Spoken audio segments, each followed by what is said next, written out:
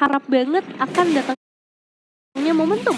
Dengan hero seperti Franco, penalty zone dari seorang Terizla, kita ngomongin ke arah utility-nya itu semua butuh targeting. Ya nanti kalau misalnya dapat ya udah buat Onyx Prodigy bisa dapatkan, tapi sekalinya gagal mereka harus menunggu lebih lama lagi. Jadi menurut aku nggak menutup kemungkinan kalau Onyx Prodigy bisa ngebawa game ini ke arah late game nantinya. Oke, kalau untuk kontes objektif netral, ini di awal sama-sama momen sih. Agak susah ya, Kadita bisa ngelawan Yif. Yif menang dari segi area crowd controlnya. Jadi memang dari keduanya punya keunggulan masing-masing. Jadi tinggal gimana cara mereka set up siapa yang lebih cepat dari pattern farmingnya. Gold lane-nya juga ya udah mereka sama-sama farming hitungannya. Ya walaupun ada tadi rotasi sedikit dari roamernya, tapi nggak berpengaruh apa-apa juga. Ya, jadi lebih ke arah team fight untuk sekarang. Efek charge-nya udah mulai masuk. Boy sepertinya bakal menjadi target, tapi hati-hati. Efek airborne-nya tertarik dan sudah satu Ironhawk berhasil ngebuat first blood. Bisa jatuh di tangan seorang Owen. First blood presented by KFC jatuh ke tangan Onyx Prodigy. 1 kill yang cukup mahal ke arah jungle. Selain bisa motong waktu dari pattern farmingnya, bisa setup juga nih ke objektif netral seperti turtle. Dan 5 menit pertama jungle tumbang 1 kali itu udah rugi banget. Karena 5 menit pertama itu kan gold dari jungle kan lebih ngeboost ya. Daripada di atas 5 menit. Jadi harus bisa dimanfaatin buat farming. Bahkan nggak buru-buru, lihat dari Onyx dia pelan-pelan untuk setupnya. Mereka nggak mau ikutin tempo dari Jordan Legend. Ya, bahkan mereka masih coba untuk memaksakan mengusir terlebih dahulu Nongki ya. Yang sepertinya berjalan terlalu jauh, bahkan penalti zone langsung dibuka oleh seorang Lord B-Boy.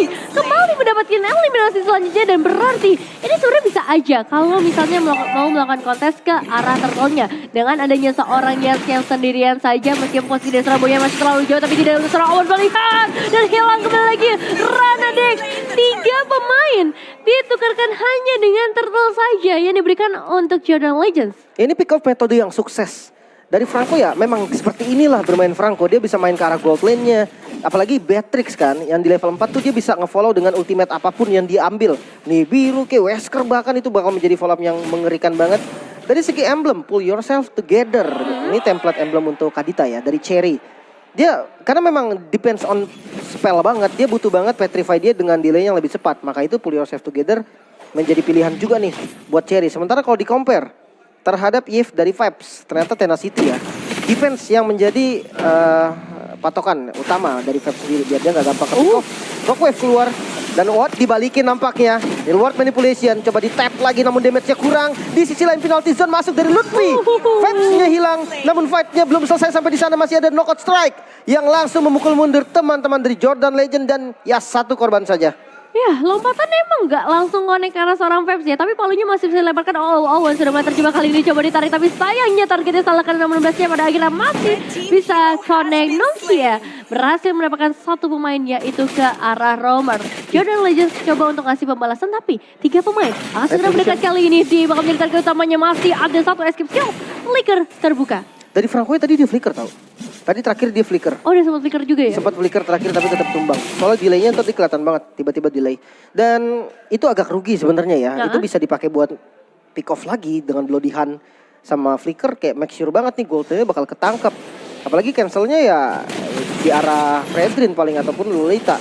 Dari arah top lane, waduh ini udah mulai harus dipanggil gak sih midnya, udah boleh ajak teman gitu kan untuk nge-punish dari Uranusnya. Belum tumbang sama sekali dia.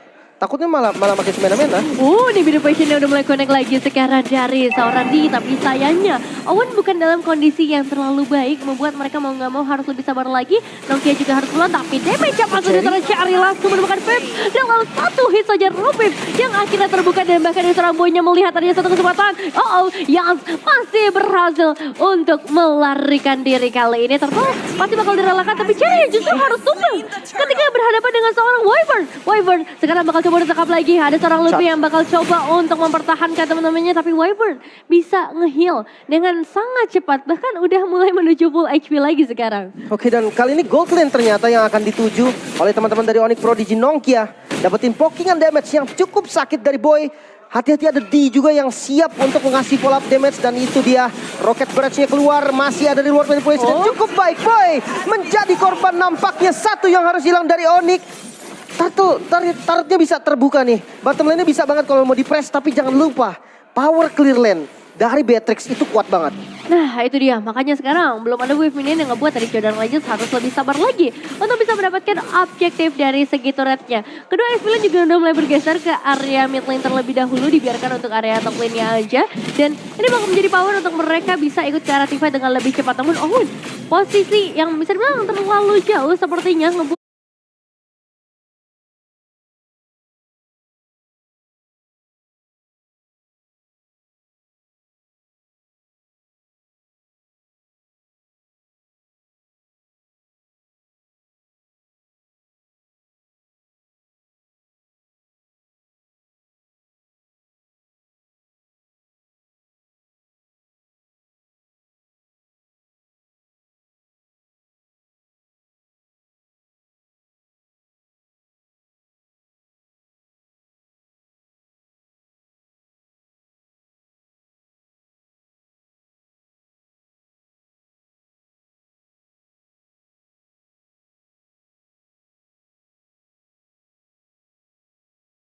dia harus lebih sabar lagi bermain ke arah counter pick off karena sekarang targetnya udah mulai masuk dari hanya kode karena satu pemain dan bakal di follow up dengan baik tapi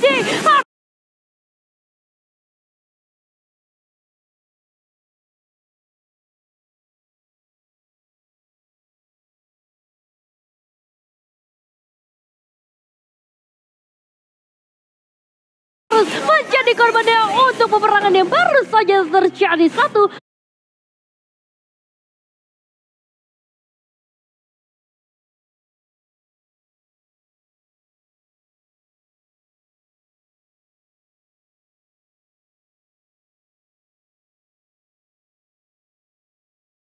tukar satu. Flicker barusan dari Ranadix juga out position, tapi korbannya nih kurang pas ya. Gold lane ditukar dengan Jet Laner. Dari segi item Fab sudah jadi Ice-Queen 1. Ini item utama dari Gift. Efek slow-nya udah dahsyat banget. Tapi Kadita untuk Cherry, dia nge-skip Clock of Destiny dan langsung ke arah Genius One. Biasanya kalau Kadita mid, itu biasanya ya dia pakai Clock of Destiny dulu.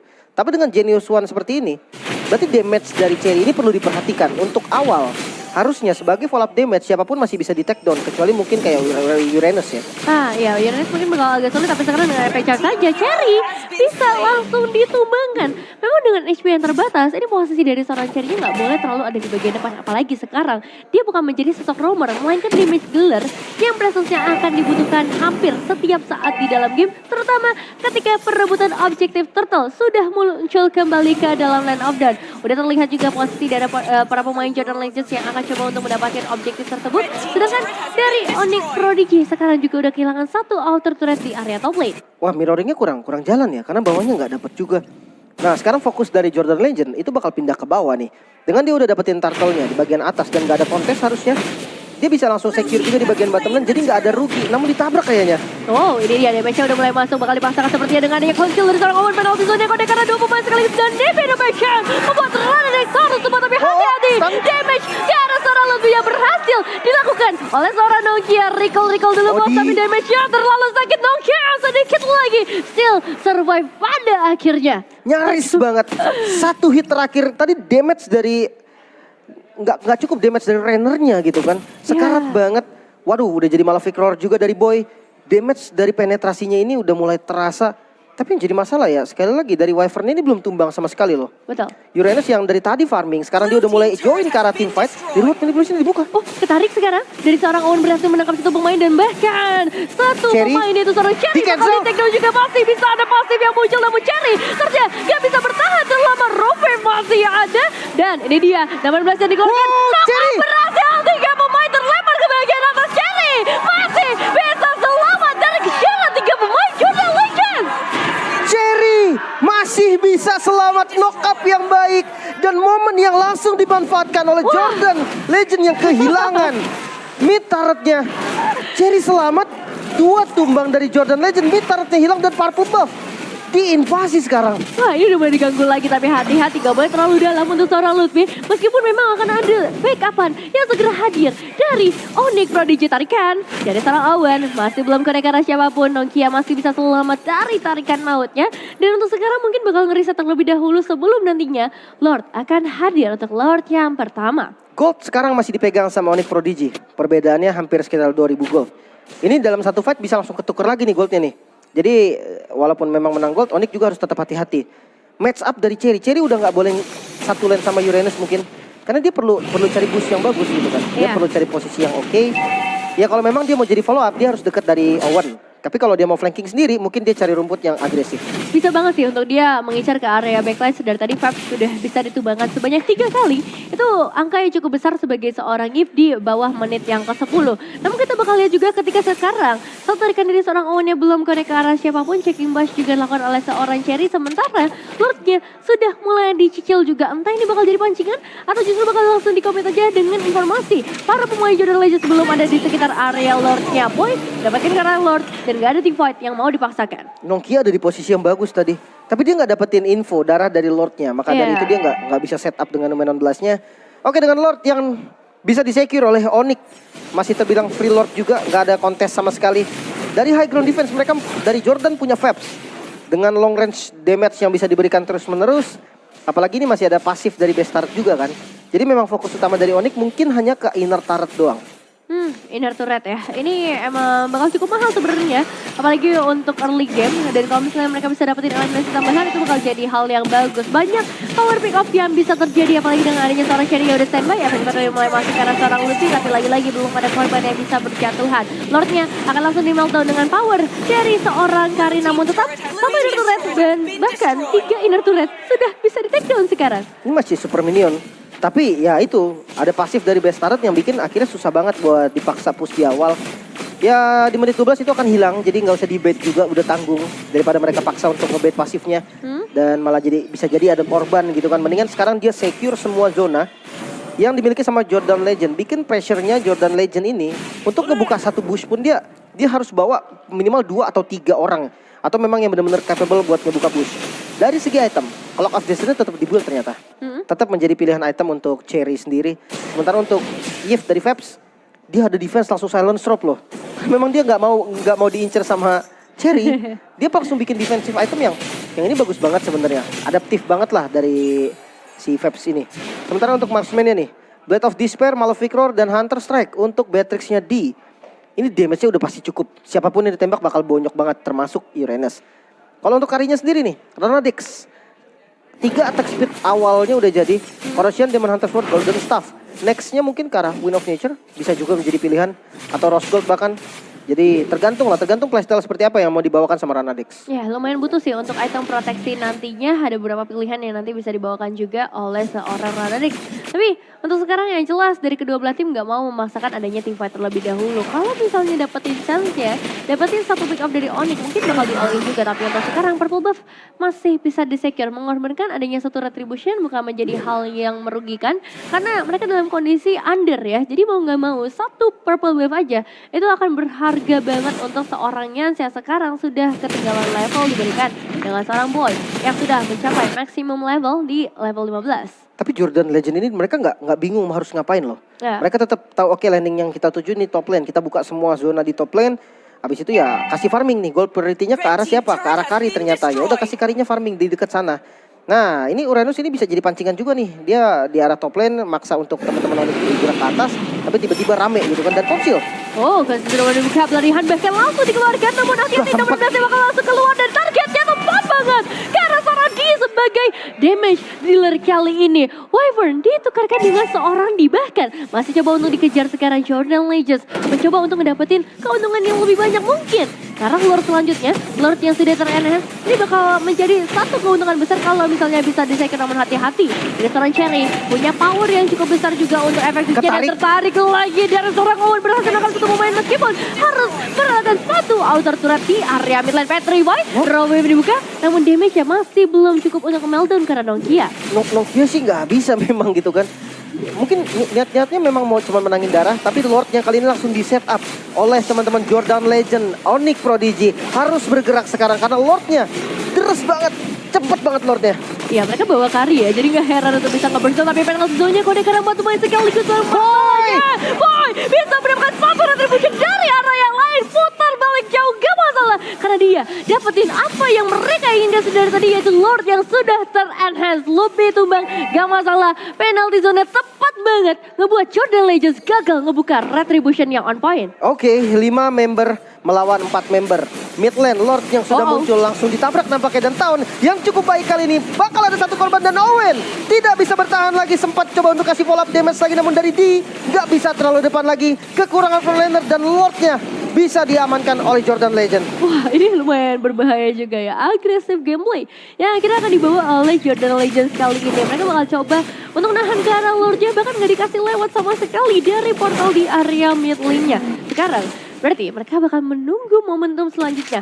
Entah itu dengan objektif ke arah Lord lagi, atau entah dengan adanya momentum yang bisa dibukakan oleh Cherry dan juga Owen sebagai hero pick off. Dan Jordan Legends sebenarnya mereka juga punya power yang sama loh untuk kali ini. Nongkia dengan 16-nya gak menutup kemungkinan bisa ada teamfight yang bisa mereka paksakan.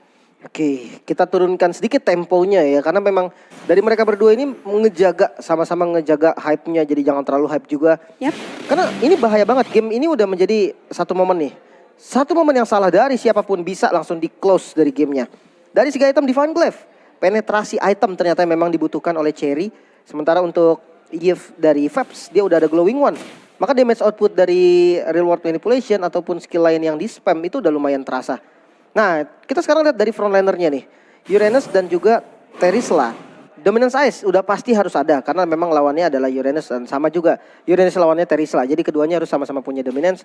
Tapi Radiance ini memang item yang paling cocok untuk melawan Eve ya. Karena sistem dari Eve-nya adalah DPS. Maka itu Radiance paling efektif, bukan Athena Shield. Kecuali memang dia marksman gitu kan, yang memang darahnya nggak banyak. Athena Shield masih oke juga. Dan lihat ini XP-nya doang nih, tatap-tatapan loh. Gak berkurang. Ini emang udah terlalu tanky juga sih kalau kita ngebandingin antara seorang Lutfi dan juga Wyvern ya di arah mid lane-nya. Tapi ngelihat dari seorang Nongki ya tadi udah tebel banget, dia udah punya Radiant Armor, dia punya satu anti keras juga tambah Immortal. Mungkin gak ada yang bisa nge-meltdown dengan mudah. Butuh team fight yang besar dari Onyx Prodigy. Nah, Betisnya udah kelihatan di area top lane untuk sekarang. Apakah dari Jordan Legends akan ngebuka sebuah inisiasi atau justru mereka harus mundur sekarang dengan minion yang udah mulai masuk dari Onyx Prodigy. Satu conceal play dan bakal langsung targeting dan bloody hand bisa connect Wyvern. Harus satu badan satu sudah dipastikan hilang di tangan Onyx Prodigy. Pergerakan yang rapi banget dari Onyx. Dia conceal di timing yang tepat. Dimana semua member dari Jordan Legend itu masih berpencar. Ada yang di bottom lane, ada yang di dekat area orange buff. Dan itu yang dia dapetin target yang lumayan mahal apa? Frontlinernya. Frontliner dari Jordan Legend yang hilang. Dan sekarang Lord yang spawn. Ini timingnya pas banget dengan tidak adanya frontliner utama dari teman-teman Jordan Legend. Ya ini ngaruh banget sih, gak ada frontline lagi, gak ada yang bisa ganggu. Terlebih lagi masih ada sosok Lutfi yang nantinya bisa mengganggu retribution dari seorang Yes kalau misalnya mau melakukan kontes. Dan ingat, Boy, tadi di perebutan karena Lord sebelumnya dia bisa masuk dari arah yang tidak terduga dan sekarang tarikan dari seorang Owen yang masih bisa digagalkan. Ada satu round wave yang langsung dibuka dan damage yang masuk dari seorang Yes! Bisa satu tumbang! What happened? Karena sekarang Real Manipulation dan dibuka tidak terlalu berpengaruh karena Lutfi masih bisa mengejar karya backline-nya, damage yang masuk, double kill, bahkan jatuh ke tangan seorang D menuju langsung ke arah triple kill presented by KFC. Mereka akan langsung masakan sepertinya dengan adanya power damage yang begitu besar. Nongkia nggak bisa pulang sama sekali dengan adanya seorang Owen di area top lane dan hanya menyisakan seorang Wyvern kali ini untuk menjaga satu base saja yang tersebutkan. Damage yang masuk, Immortal pecah, satu finish saja membuat Onyx Prodigy bisa mengalahkan game yang pertama. Onyx Prodigy, last fight. Fight yang rapih banget.